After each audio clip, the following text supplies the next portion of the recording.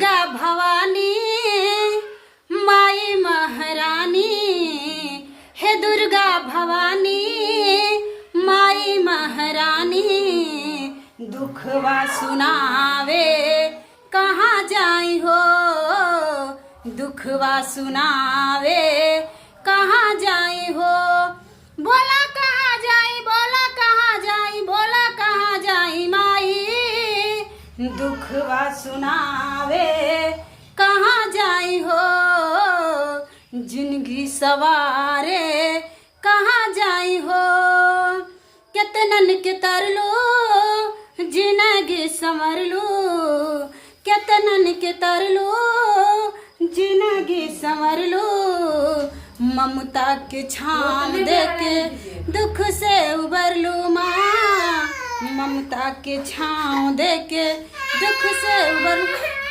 तो दोस्तों मेरे एक सब्सक्राइबर मिले हैं और ये भी वीडियो बना रही हैं, Neetu family blog.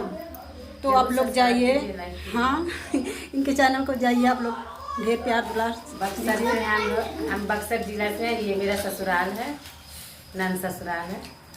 By by.